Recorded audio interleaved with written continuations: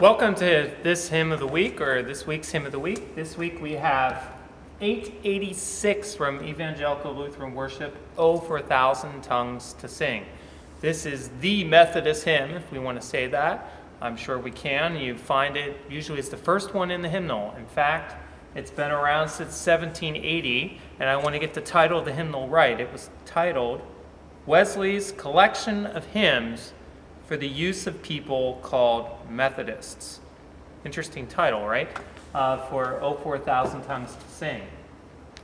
Now, when we think about the text, we think about Charles Wesley, of course, but he was also influenced by a Lutheran pastor, Mentzner.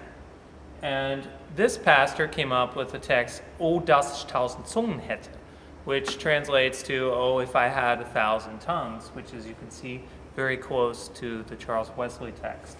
But then so that's one theory. The other theory is that Mentzner, the Lutheran pastor, knew Böhler. And Böhler, whose Moravian congregation often liked to sing the hymns, was a proponent, or he appreciated the text of Mentzner, who was key to Wesley's conversion experience, to him finding Christ. And here's a quote. The Moravian Peter Böhler said this to Charles Wesley: "Had I 1,000 tongues, I would praise him, Christ, with them all." So we don't know if it was the Böhler version, Peter Böhler from the Moravian Church, or maybe it was Mentzner, the Lutheran pastor. So we don't know for sure, but we know it was probably one of those two options. What we do know is that this hymn was composed the anniversary year of Charles Wesley's conversion to Christ. On May 21st, 1739, this hymn was composed, even though it wasn't found in the collection till 1780. So that was his one-year anniversary on 1739, so 1738 would have been the date he would have converted or found Christ in the month of May, which, how appropriate, we are in the month of May. So that, I think, covers most of the textual background. Let's look at the music. We have Karl G. Gläser, and Gläser, of course, German, and Lyle Mason, the American, coming back, really probably hearing this tune in Europe and then bringing back the arrangement to the United States. Karl Gläser's tune, though, was a popular tune, and here's an interesting correlation to the Thomaskirche in Leipzig, where Bach was, of course, working for a while. That's where Karl Gläser was for a while.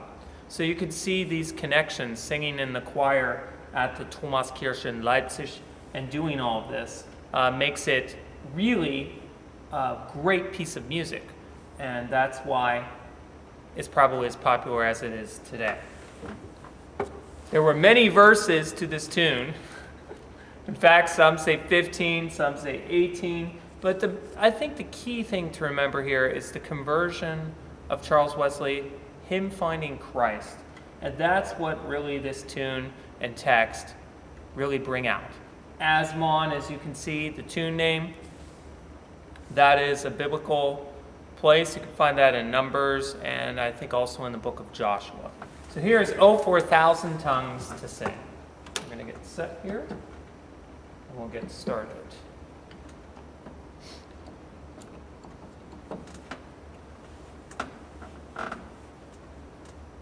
Oh,